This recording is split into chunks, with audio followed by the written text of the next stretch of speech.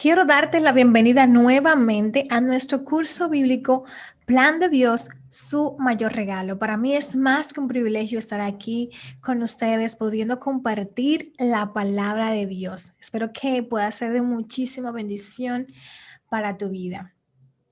Uno de los temas más importantes es nosotros en Cristo, porque nos muestra la obra de salvación que es hecha a favor de nosotros en Cristo. El hecho de nosotros estar contenidos en Adán cuando éste pecó, nos muestra cómo se revela la salvación. Y el texto relacionado con la oración de hoy lo encontramos directamente en el Salmo 69:30. Alabaré yo el nombre de Dios con cántico, lo exaltaré con alabanza. Y el texto relacionado con la oración para el día de hoy se encuentra en Santiago 5:16 y nos dice que la oración eficaz del justo puede mucho y nos anima a orar los unos por los otros. Hay una cita muy bonita del libro El Camino a Cristo, que es una lectura complementaria que tenemos para este curso bíblico. Y la cita expresa, si el Salvador de los hombres, el Hijo de Dios, sentía esa necesidad de orar, ¿cuánto más nosotros, débiles mortales, manchados por el pecado, debemos sentir la necesidad de orar con favor y constancia? Nuestro Padre Celestial está esperando para derramar sobre nosotros la plenitud de sus bendiciones. Qué extraño que oremos tan poco. Dios está pronto y dispuesto a oír la oración sincera del más humilde de sus hijos. ¿Por qué han de ser los hijos e hijas de Dios tan remisos para orar, cuando la oración es la llave en la mano de la fe para abrir el almacén del cielo, donde están atesorados los recursos infinitos de la omnipotencia? Así que yo creo que este es el momento justo para que podamos aprovechar y encomendarnos al Señor a través de la oración. Gracias, Padre de amor, por darnos la oportunidad nuevamente de encontrarnos contigo a través del estudio de tu palabra. Señor, ilumínanos, danos fe para creer lo que en ella nos dice y también para poder aplicarla a nuestra vida cada día. Permite que la palabra de hoy pueda ser de gran bendición para nosotros, para nuestras familias, para nuestras vidas, y que podamos ser luz para todas las personas que están a nuestro alrededor. Que tú puedas transformar y que puedas restaurar nuestro corazón y que puedas llegar a lo más profundo de nuestro ser para que podamos entregar nuestra vida por completo a ti, Señor. Gracias porque tú eres grande, porque tú eres bueno. Gracias por tus misericordias. Guíanos, Señor, a hacer tu voluntad en el nombre de Jesús. Amén. El texto base para el día de hoy lo encontramos en Romanos 6:23, porque la paga del pecado es muerte, mas la dádiva de Dios es vida eterna en Cristo Jesús, Señor nuestro. En la lección anterior estudiamos el amor incondicional de Dios, ese amor que Dios nos ofrece a cada uno de nosotros, y vimos cómo el amor incondicional de Dios es el motor de nuestra salvación. En las lecciones anteriores también hemos visto que hay dos grandes problemas que afectan el ser humano. Y esos problemas eran la muerte y el pecado. El pecado de Adán nos afectó a cada uno de nosotros al acarrear la muerte para todos. Y vemos aquí que nos dice en Romanos 5:12, por tanto, como el pecado entró en el mundo por un hombre y por el pecado la muerte, así la muerte pasó a todos los hombres por cuanto todos pecaron. En la lección donde estudiamos por qué necesitas un Salvador, vimos cómo Dios sopló en Adán la vida de toda la humanidad. Quiere decir esto que toda la vida estaba contenida en Adán. De hecho, el nombre Adán significa humanidad. Directamente. Analicemos el hecho de que cuando Adán pecó, que es la fuente de todos, quedamos contaminados por el problema del pecado. Y vimos cómo el objetivo del Evangelio es darnos sabiduría en el tema de la salvación. lo cual fue objeto de estudio en el verso de 2 de Timoteo 3:15, que dice, y que desde la niñez has sabido las sagradas escrituras, las cuales te pueden hacer sabio para la salvación por la fe que es en Cristo Jesús.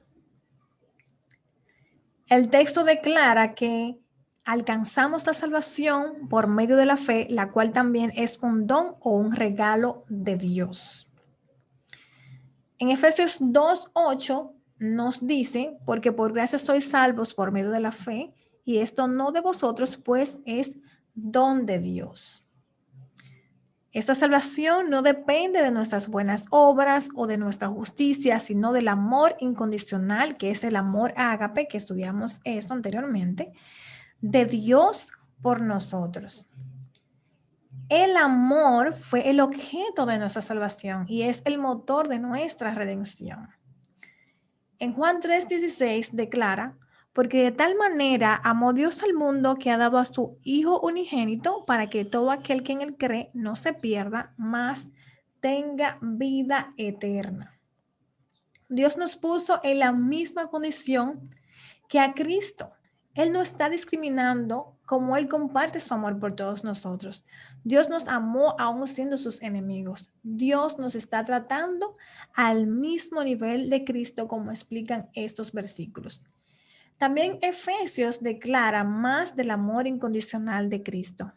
Y dice en Efesios 2:4 y 5, pero Dios, que es rico en misericordia, por su gran amor con que nos amó, aun estando nosotros muertos en pecados, nos dio vida juntamente con Cristo.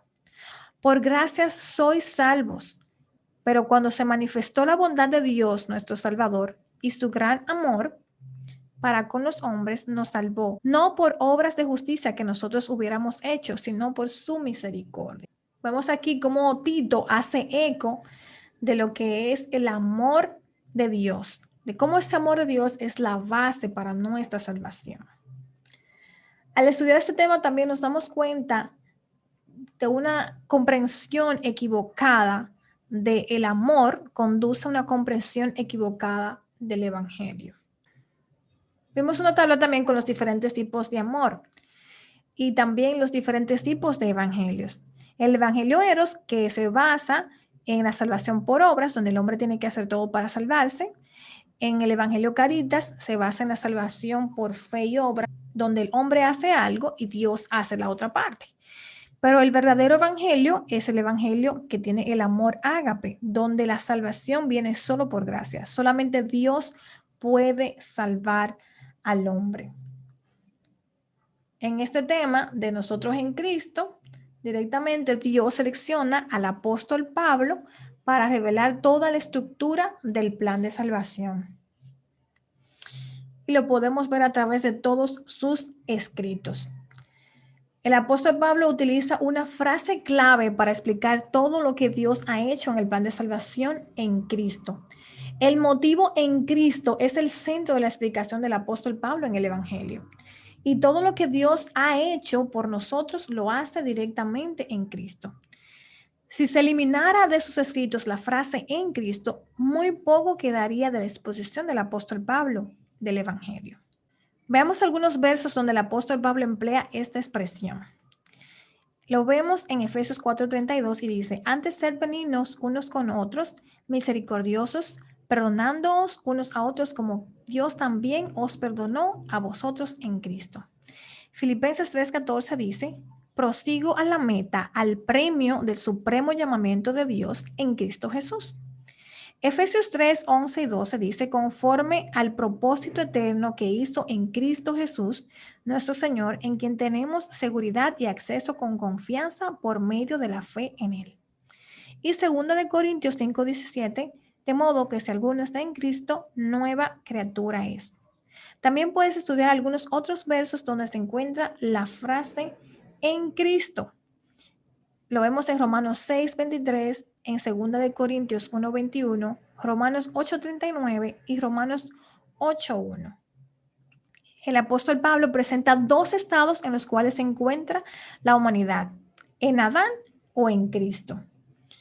Siguiendo el mismo principio, el Evangelio establece que Dios reconcilia a toda la humanidad en Cristo, reinvirtiendo lo que Adán ocasionó.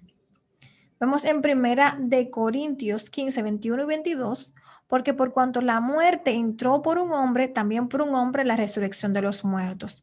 Porque así como en Adán todos mueren, también en Cristo todos serán vivificados.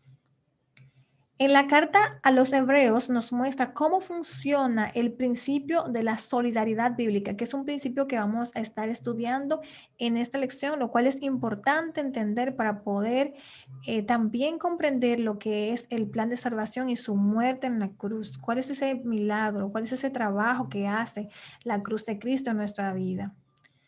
Y para explicar el principio de la solidaridad en la Biblia, vamos a ver cómo el escritor de la carta de los Hebreos relaciona el sumo sacerdocio de Cristo con Melquisedec. La pregunta que vamos a responder es, ¿puede Jesús ser nuestro sumo sacerdote como lo establece Hebreos 4, 14 al 15? Vamos a leer el texto. Por tanto, teniendo un gran sumo sacerdote que traspasó los cielos, Jesús, el Hijo de Dios, retengamos nuestra profesión, porque no tenemos un sumo sacerdote que no pueda compadecerse de nuestras debilidades, sino uno que fue tentado en todo según nuestra semejanza, pero sin pecado. El escritor de la carta de los Hebreos está consciente del problema que esto le va a acarrear porque muchos consideraban que Cristo no podía ser sumo sacerdote porque no descendía de la ley de la herencia de la tribu de Leví.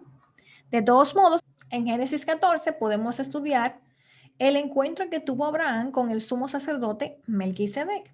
Abraham terminó una guerra recientemente con un grupo de reyes para poder liberar al rey de Sodoma y así poder liberar también a su sobrino Lot. Luego de eso se encuentra con el sumo sacerdote Melquisedec y esa historia la encontramos directamente en Génesis 14, 18 al 20, que vamos a leer. Dice, entonces Melquisedec, rey de Salem y sacerdote del Altísimo, sacó pan y vino y le bendijo diciendo, bendito sea Abraham del Dios Altísimo, creador de los cielos y de la tierra. Y bendito sea el Dios Altísimo que entregó tus enemigos en tu mano. Y le dio a Abraham los diezmos de todo. Claramente, la Biblia nos enseña que Abraham entregó los diezmos al sumo sacerdote Melquisedec, rey de Salem. El nombre Melquisedec significa rey de justicia.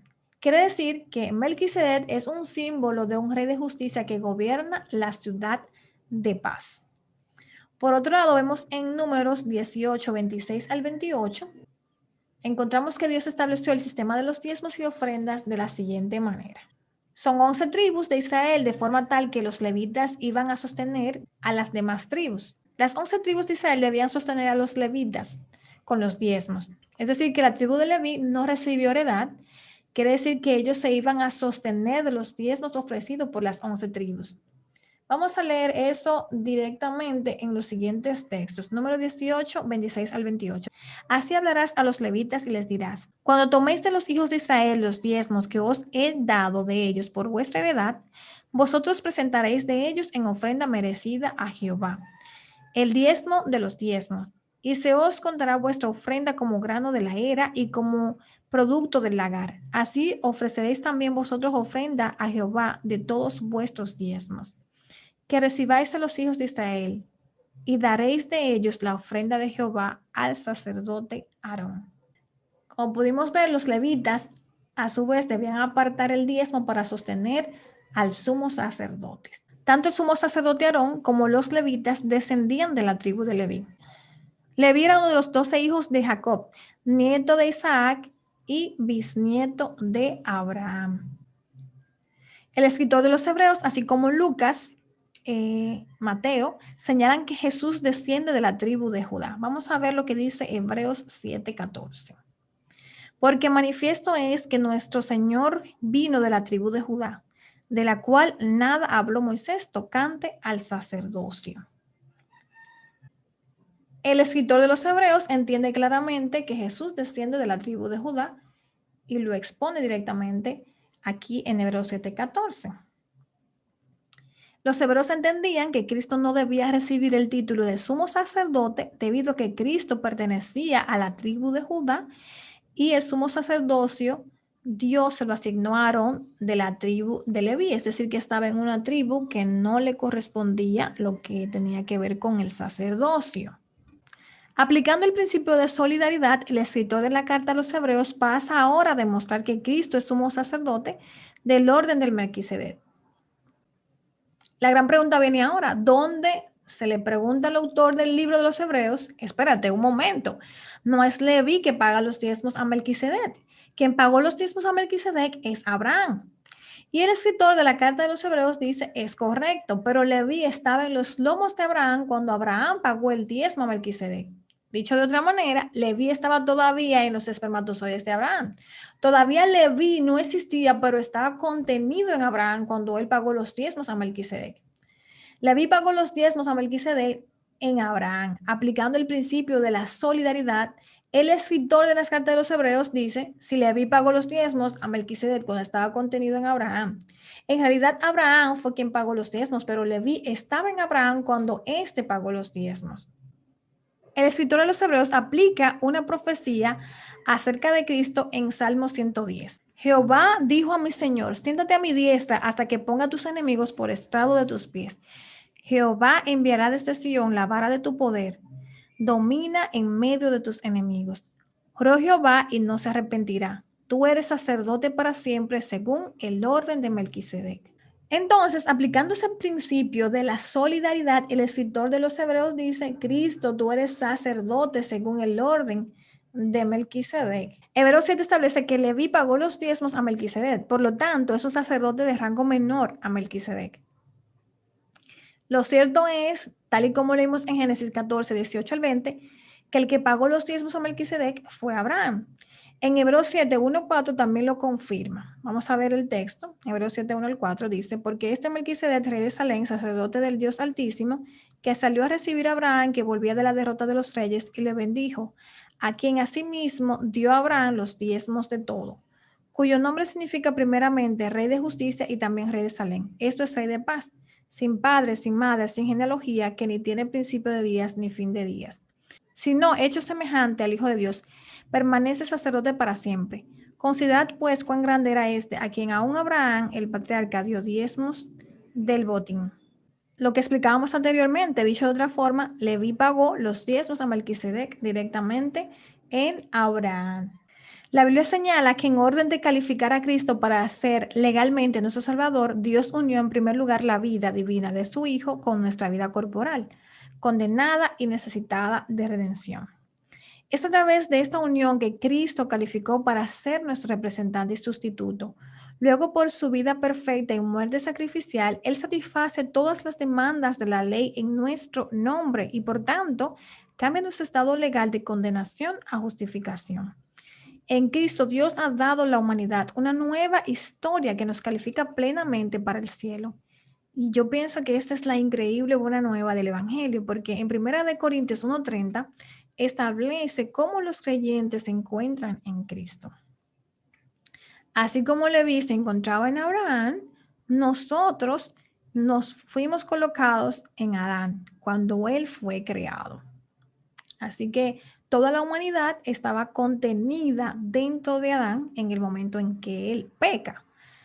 Así como Leví diezmó a Melquisedec en Abraham, por el principio de la solidaridad, nosotros nos encontrábamos en Adán cuando él pecó. ¿Okay? Estoy haciendo la comparación de cómo Abraham pagó a Melquisedec los diezmos y ahí está contenido directamente Leví, lo que hace que Melquisedec sea un sacerdote de mayor rango. De igual forma, aplicando este principio de la solidaridad, nosotros pecamos también porque estábamos contenidos dentro de Adán cuando él pecó. El autor de Desequilibrio Fatal, en la página 134, señala que nacimos con el problema del pecado y la consecuencia de la muerte. Dice, a causa de su pecado, todos nosotros heredamos la corrupción de Adán mientras estábamos profundamente contenidos en el patrón genético de sus domos. Tal como un drogadicto engendra un hijo con malformaciones congénitas, nosotros somos hijos deformados de nuestro Padre, malditos con defectos espirituales de nacimiento que nos han separado de nuestro Hacedor. Por medio del Evangelio, Dios revierte el problema colocando a toda la humanidad en Cristo. Y aquí viene la parte más interesante.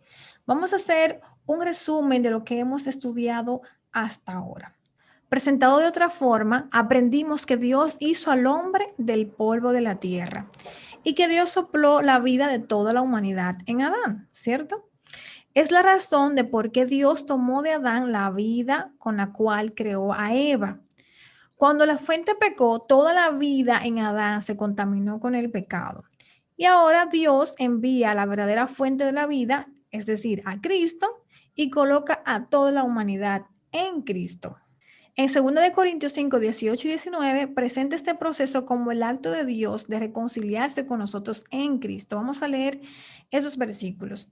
Dice, y todo esto proviene de Dios, quien nos reconcilió consigo mismo por Cristo y nos dio el ministerio de la reconciliación, que Dios estaba en Cristo reconciliando consigo al mundo, no tomándoles en cuenta a los hombres sus pecados, y nos encargó a nosotros la palabra de la reconciliación. El texto declara que Dios estaba en Cristo reconciliando consigo al mundo. Reconciliar también es traducido como espiar, anular las consecuencias de un acto equivocado con vista a la restauración de la relación quebrada por el acto errado. Si se representara a la cruz la sangre de Cristo con un globo rojo y los pecadores con globos negros, podríamos decir que su sangre nos cubre a todos reconciliados con Dios. Todos hemos sido reconciliados con Dios a través de Cristo. Eso quiere decir que no tiene Cristo que volver a morir por cada persona que nace, por cada pecador que nace, porque toda la humanidad está contenida en Cristo en el momento en que Él murió en la cruz del Calvario. Ahí nos reconcilió. Así que todos los seres humanos ahora podemos acceder a la salvación una vez que ya hemos creído. Y vamos a ver esto en Efesios 1:3. Bendito sea el Dios y Padre de nuestro Señor Jesucristo, que nos bendijo con toda bendición espiritual en los lugares celestiales en Cristo. Dios el Padre, que hizo sobreabundar para con nosotros en toda sabiduría e inteligencia, dándonos a conocer el misterio de su voluntad según su beneplácito, el cual se había propuesto en sí mismo de reunir todas las cosas en Cristo, en la dispensación del cumplimiento de los tiempos, así las que están en los cielos como las que están en la tierra. Con el objetivo de redimirnos, Dios nos colocó en Cristo. Es por eso que Dios no toma en cuenta nuestra justicia como pago por nuestra salvación, sino la de Cristo, porque Dios proveyó esta justicia para que ésta fuera de nosotros. La solidaridad no es culpa. La solidaridad que yo me hago solidario por el problema del pecado que fue creado por Adán y estoy metido con Adán en la situación. Dios no nos culpa por nacer pecador, porque nosotros no escogimos nacer pecador. No es posible que Dios culpe a una persona de que naciera pecadora. Dios no nos puede culpar. Y es por eso que Dios no toma en cuenta nuestra propia justicia, sino la de Cristo.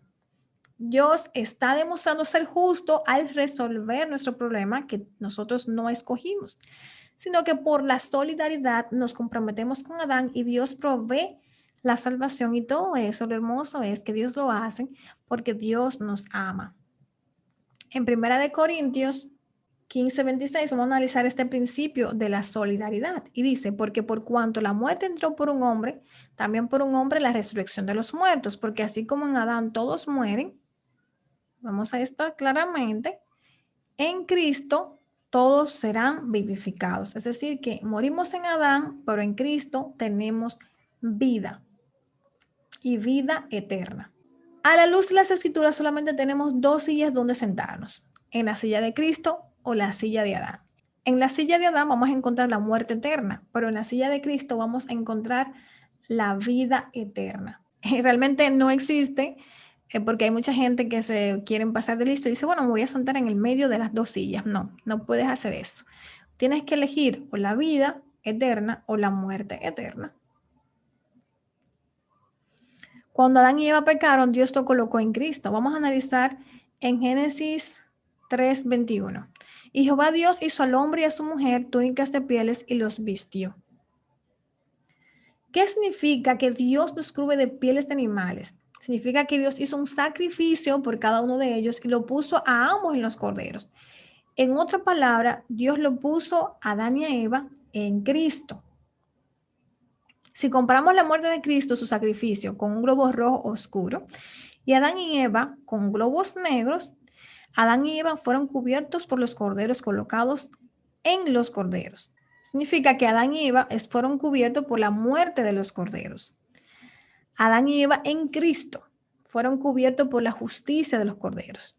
Es decir, que Adán y Eva estaban metidos adentro de los corderos en ese momento. Todos los seres humanos hemos sido reconciliados con Dios. Al creer en Dios y su reconciliación, nosotros pasamos a ser justificados. Y eso lo vemos en Romanos 5:1, que dice, justificado pues por la fe, por creer, tenemos paz para con Dios por medio de nuestro Señor Jesucristo. Más adelante vamos a ver el tema del bautismo y ahí nos vamos a dar cuenta de que esa es una de las formas que Dios utiliza para revestirnos de su justicia, así como lo hizo con Adán y Eva, cuando le puso las pieles del cordero como vestiduras. Aquí en esta diapositiva que te estoy mostrando en este momento, el globo rojo grande representa la reconciliación.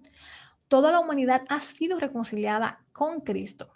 Los globos negros van a representar a los pecadores y el globo rojo más oscuro que está adentro representa la justicia de Cristo, que es aplicada al pecador que lo acepta por fe.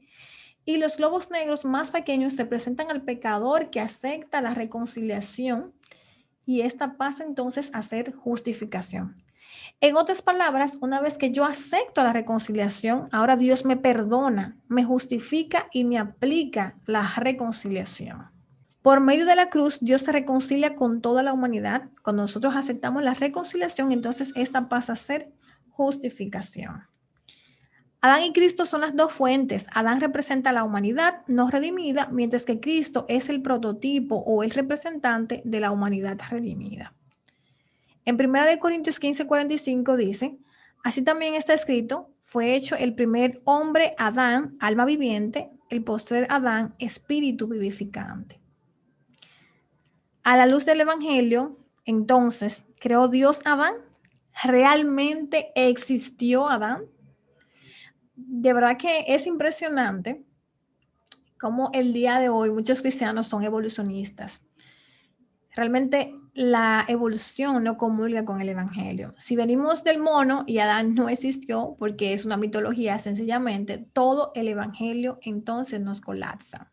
No tendría razón de ser porque no habría pecado inicial, no habría plan de redención, ni siquiera habría pecado.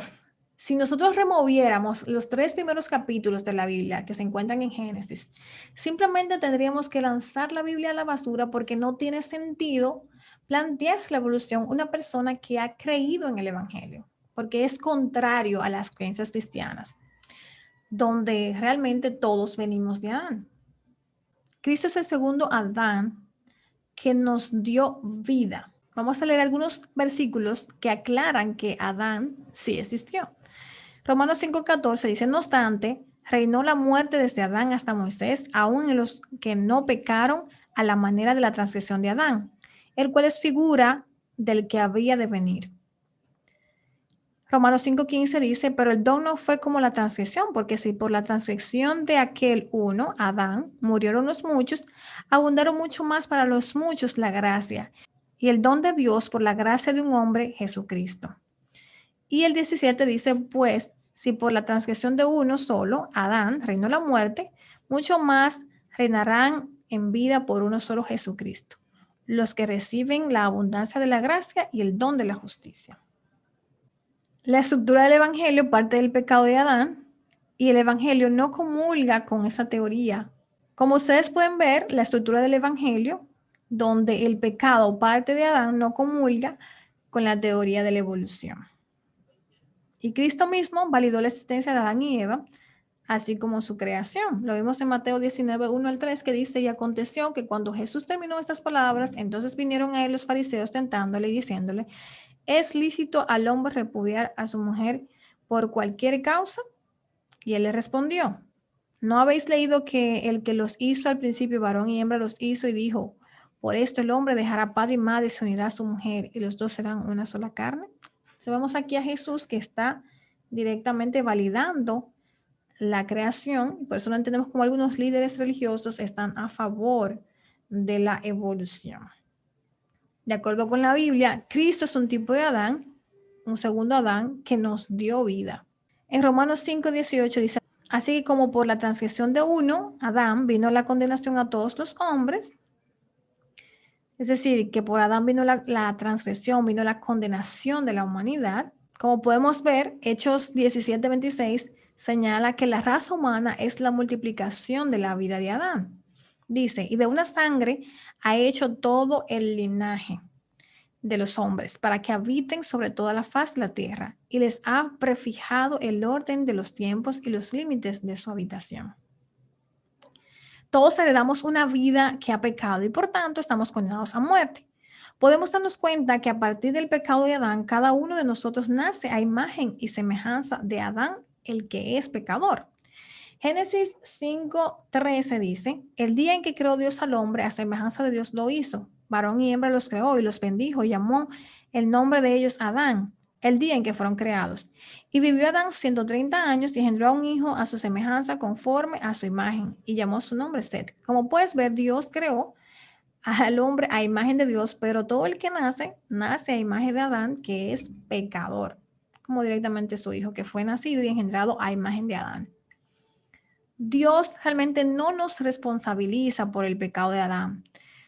No obstante, nosotros estamos en Adán cuando él pecó y heredamos, lamentablemente, esa sentencia de muerte. Romanos 5:18 dice, de la misma manera, por la justicia de uno, Jesús, vino a todos los hombres la justificación de la vida. Dios está revirtiendo lo que hizo Adán.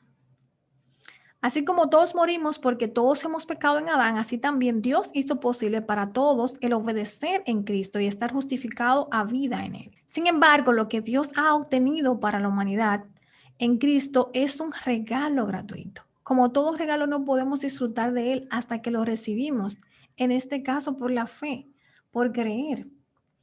En Romanos 5:17 dice, pues si por la transgresión de uno solo Adán reinó la muerte, mucho más reinarán en vida por uno solo Jesucristo, los que reciban la abundancia de la gracia y el don de la justicia. Efesios 1:3-4 dice, bendito sea el Dios y Padre de nuestro Señor Jesucristo, que nos bendijo con toda bendición espiritual en los lugares celestiales en Cristo, según nos escogió en Él, antes de la fundación del mundo, para que fuésemos santos y sin mancha delante de Él. Es decir, que Dios escogió a toda la humanidad en Cristo desde antes de la fundación del mundo. Incluso mucho antes de nosotros haber sido creados en Adán, Dios ya había planificado nuestra salvación en Cristo, tal y como lo vamos a estudiar en Efesios 1:3-4. Dios predestinó a todos los hombres a ser adoptados como sus hijos en Cristo, no porque éramos buenos o lo merecíamos, sino a causa de su amor incondicional por nosotros, haciéndonos aceptos en el amado, según dice Efesios 1:6. En Cristo, en Él, en el amado, expresan las mismas ideas. Dios está revirtiendo en Cristo el problema que nos ocasionó el haber estado en Adán. Es decir, que Dios es un Dios justo. Es decir, que con la aceptación de Jesús como sustituto, Dios me da una nueva oportunidad. Pero como todo regalo, no lo podemos tener hasta que lo recibamos por la fe. Romanos 6:11 se hace eco de Efesios 2:5-6 al declarar que resucitamos a una vida nueva en Cristo por medio del Evangelio. Dice, así también nosotros considerados muertos al pecado, pero vivos para Dios en Cristo Jesús, Señor nuestro. En Cristo Dios nos dio vida, nos resucitó y nos hizo sentar en los lugares celestiales con Cristo. Y estas tres acciones juntas constituyen la buena noticia del Evangelio. Sin embargo, para que esas acciones lleguen a ser parte de nuestras vidas personalmente, debe haber una respuesta de parte de nosotros. Y esa respuesta es la fe. Porque por gracia sois salvos por medio de la fe, y esto no de vosotros, pues es don de Dios, no por obras para que nadie se gloríe, dice Efesios 2:8-9.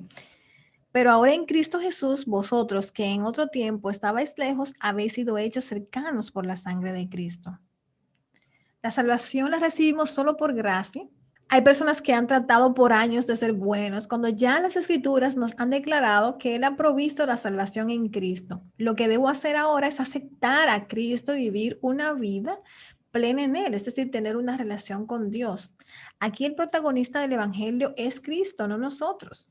En Romanos 6:23 dice, porque la paga del pecado es la muerte. El pecado es el cobrador implacable que demanda la muerte eterna del pecador. Pero también revela Romanos que la dádiva de Dios es vida eterna en Cristo Jesús, Señor nuestro. Para alabanza de la gloria de su gracia, con la cual nos hizo aceptos en el amado, en quien tenemos redención por su sangre, el perdón de pecados según las riquezas de su gracia. Efesios 1:6 y 7. Es decir, que también tenemos un regalo especial de Dios en Cristo, que es la vida eterna. Dios nos ha provisto vida eterna en Cristo como un regalo gratuito que viene a través de la vida y la muerte de Cristo. Y realmente esto es lo que significa ser salvado por gracia solamente. En 1 de Juan 5:11 dice, y ese es el testimonio que Dios nos ha dado, vida eterna, y esta vida está en su Hijo. Dios nos ha dado vida eterna, la cual se encuentra en Jesucristo. El pecado es un cobrador, como decíamos anteriormente, que demanda la muerte del pecador, pero por la fe en Cristo somos capaces de pasar de muerte a vida eterna, según San Juan 5:24. Dice, de cierto os digo que el que oye mi palabra y cree al que me envió, tiene vida eterna y no vendrá a condenación, mas ha pasado de muerte a vida. La salvación que yo tengo viene por fe. Yo no tengo que hacer nada para ganármela. La única forma que yo puedo tener vida es si yo estoy en Cristo, porque Cristo es la vida. Entonces hay dos opciones en esta vida, aceptar a Cristo o rechazarlo. Aceptarlo implica alcanzar la vida eterna y rechazarlo implica la muerte eterna. Debido a que Dios es amor, Él no fuerza el don de la vida a nadie. La elección es nuestra. Solo hay dos opciones en esta vida, aceptar a Cristo o rechazarlo. Solo aquellos que reciben a Cristo por la fe van a experimentar vida eterna. Esto incluye también a quienes por causas ajenas a ellos mismos nunca escucharon el Evangelio, pero fueron fieles a la luz que tuvieron. Porque cuando los gentiles que no tienen ley hacen por naturaleza lo que es de la ley, estos, aunque no tengan ley, son ley para sí mismos, mostrando la obra de la ley escrita en sus corazones. Eso lo dice Romanos 2:14 al 16 y continúa diciendo, dando testimonio su conciencia, acusándoles o defendiéndoles sus razonamientos, en el día en que Dios juzgará por Jesucristo los secretos de los hombres conforme a mi evangelio. Estas cosas os he escrito a vosotros que creáis en el nombre del Hijo de Dios, para que sepáis que tenéis vida eterna y para que creáis en el nombre del Hijo de Dios. Juan escribió en su carta con la certeza de que al creer en Cristo nosotros aseguramos la vida eterna. Y también enseña que la vida eterna es el resultado de creer en Cristo. Primera de Juan 5:11 al 13 dice, y ese es el testimonio que Dios nos ha dado, vida eterna, y esta vida está en su Hijo. El que tiene el Hijo tiene la vida, y el que no tiene el Hijo no tiene la vida. Estas cosas os he escrito a vosotros que creéis en el nombre del Hijo de Dios, para que sepáis que tenéis vida eterna y para que creáis en el nombre del Hijo de Dios. Si la vida eterna está en Cristo y mi salvación depende de estar en Cristo, si no estoy en Cristo, mi condenación está representada por la muerte. Si no estoy en la vida, entonces estoy en la muerte. Si no estoy en Cristo, que es la vida, estoy entonces en la muerte, porque la vida es Cristo. Entonces, la realidad es que la vida eterna se obtiene como resultado de creer en Cristo. No permite el concepto de un infierno eterno. Para ser torturados eternamente, los impíos tendrían que tener vida eterna y esta vida eterna solamente se encuentra en Cristo. Es decir, que eso sería muy, muy desastroso y también diría como incomprensible cómo Dios, si la persona va a estar eternamente en un infierno, tendría que poner vida eterna en el perdido para entonces que esté en el infierno o que se esté quemando eternamente. Y es imposible que una persona esté en Cristo y se pierda. No sé si me entiendes el concepto.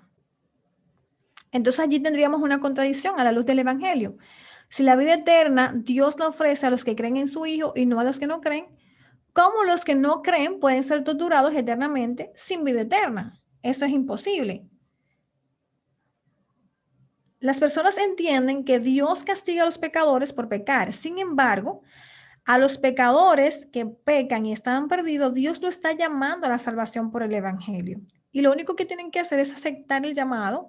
¿Qué quiere decir esto? Que Dios va a castigar a los impíos por haber rechazado la salvación, y al rechazar la salvación entonces se mantuvieron perdidos.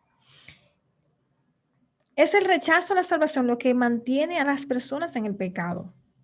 Por ejemplo, si yo estoy, digamos que me estoy ahogando en el océano y viene un hombre a rescatarme en un bote y yo decido no subirme, cuando la persona se cansa de decirme, mira, sube, vamos que yo te quiero salvar, que yo te quiero ayudar, y entonces él se cansa de insistir, se desanime y se marche, entonces yo no puedo acusar a la persona de que él me condenó a morir en el agua.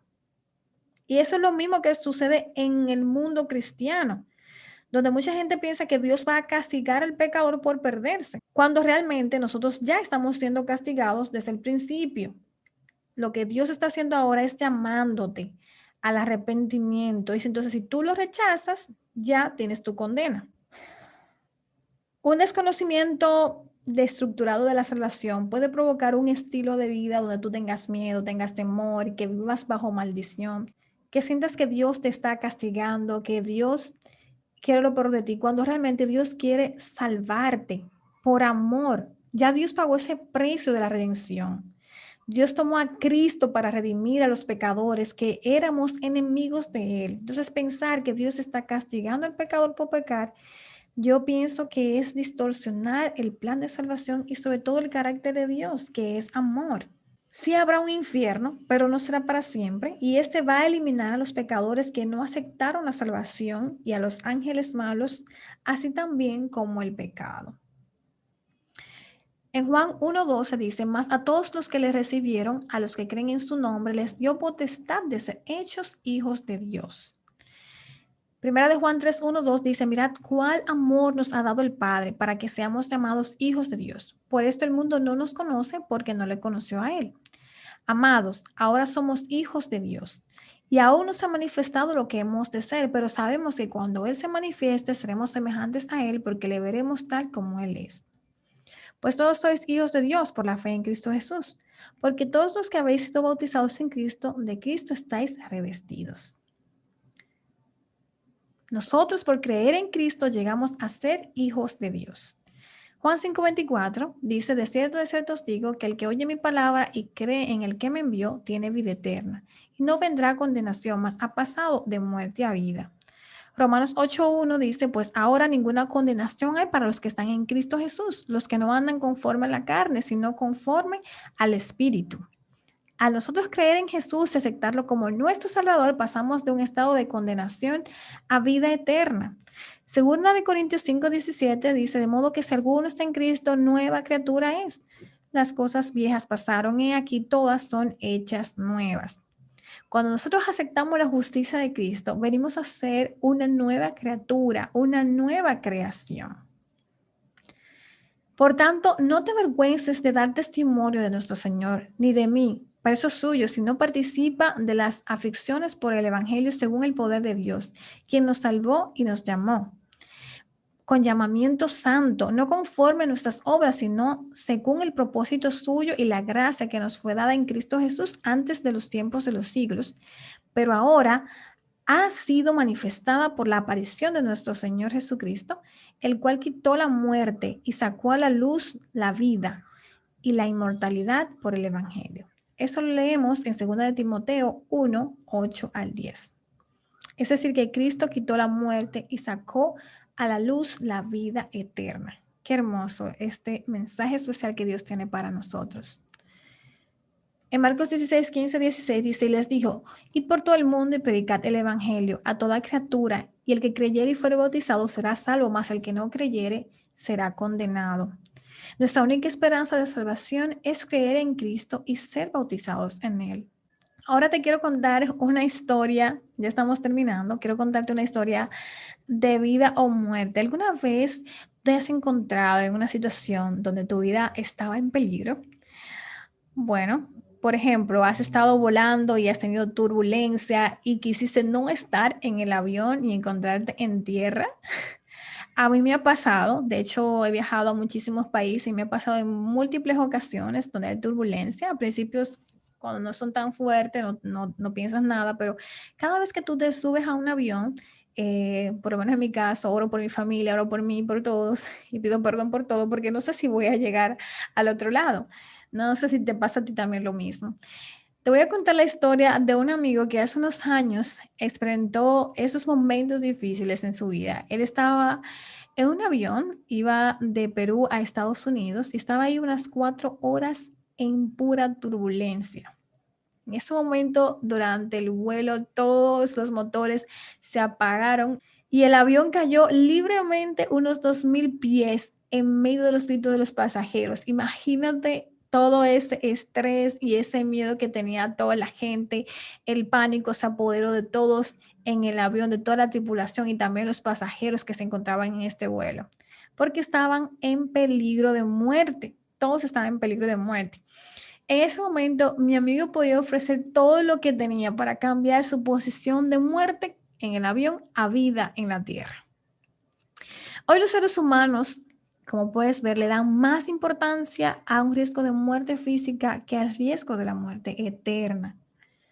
Hoy la humanidad se encuentra en Adam Airlines, en medio de la turbulencia del pecado, con un destino seguro a la muerte eterna. No existe nada mejor que estar parados en Cristo, la roca eterna. En Adán tenemos muerte eterna, mientras en Cristo tenemos vida eterna. ¿Dónde te encuentras tú en este momento? ¿Te encuentras en Adán o te encuentras en Cristo? Ahora, quiero que te hagas la pregunta. ¿Crees que hace unos 2000 años Dios colocó toda la raza humana en Jesucristo, que es el segundo Adán? ¿Aceptas que por su vida perfecta y su muerte sacrificial, Él reescribió su historia, cambiando su estado de condenación a muerte, a justificación de vida? Vamos a hacer un resumen de lo que hemos aprendido hoy para finalizar la lección. Hoy aprendimos que los dos hombres que son responsables de nuestra muerte y resurrección son Adán y Cristo respectivamente. Vimos que la posición en Adán acarrea la muerte, según 1 Corintios 15, 21 y 22. Mientras que en Cristo Dios nos ofrece la vida eterna directamente. Es decir, somos vivificados en Cristo y en Adán tenemos muerte eterna. Aprendimos también que en Cristo todos los seres humanos hemos sido reconciliados por medio de la cruz y al creer en Dios y su reconciliación pasamos a ser justificados, según Romanos 5:1. La cruz reconcilia a toda la humanidad con Dios. Y si lo representamos esto en un globo rojo gigante, la cruz reconcilia a toda la humanidad, no importa el que cree con el que no cree, ya está ahí ese regalo. Entonces, adentro tenemos al pecador, nosotros que somos reconciliados. Pero luego, más adentro, tenemos un globo rojo, que es la justicia de Cristo, que es aplicada al pecador. Y más dentro se encuentran los globos negros que representan al pecador en Cristo. Es decir, que ya la cruz, la muerte de Cristo, reconcilia a todo el mundo en Cristo. Pero cuando yo acepto ese regalo de Dios, es que la justicia de Cristo es aplicada a mí, que soy pecador, y lo acepto por fe. Aprendimos también que todo lo que Dios hace en nuestro favor lo lleva a cabo en Cristo. Y finalmente aprendimos que nuestra única esperanza de salvación se encuentra en Cristo. De verdad que es un tema muy interesante el que hemos estudiado el día de hoy. Cristo es quien reconcilia a toda la humanidad a través de su muerte en la cruz. Y no tienes que hacer nada para poder ganarte esa salvación porque ya Cristo hizo el sacrificio, ya Él pagó la deuda por nosotros. Lo único que tienes que hacer el día de hoy, en este momento, es creer por fe y esa justicia te cubre. Espero que puedas tomar la decisión de creer en Dios, de aceptar ese regalo de salvación para vida eterna. Lo que estás pasando en este momento es temporal porque Dios tiene vida eterna para ti y para todos los que amas. Vamos a orar para terminar la lección. Gracias, Señor Jesús, por acompañarnos en esta lección tan linda, donde pudimos aprender más de tu amor y de todo el sacrificio que tú hiciste con nosotros. Y cómo a pesar de que nosotros siendo pecadores y estábamos contenidos dentro de Adán al momento de que él pecó, tú eres un Dios justo y dices, no, ustedes no pueden pagar por eso las consecuencias porque tú no elegiste nacer pecador. Yo quiero aplicar la justicia, yo quiero por amor entregar a mi hijo a que pueda morir por ti para darte vida eterna. Y lo único que tenemos que hacer es aceptarla, no tenemos que hacer nada porque es por gracia y por tu misericordia. Gracias, Señor, por tu gran amor, por salvarnos, por darnos esperanza de una vida mejor. Ayúdanos, Señor, a aceptarte, a aceptar ese regalo de salvación y vivir una relación especial contigo cada día. Gracias por tus bendiciones en el nombre de Jesús. Amén. Gracias por conectarte con nosotros en este estudio bíblico. Puedes seguir en nuestra página web www.mujerdefe.info y también buscarnos como Mujer de Fe en nuestras redes sociales, Instagram, Facebook y YouTube. Un abrazo y nos vemos en nuestra próxima lección. También te recomiendo que puedas compartir con más personas este estudio, que quieras llegar y que quieras bendecir. Hasta la próxima.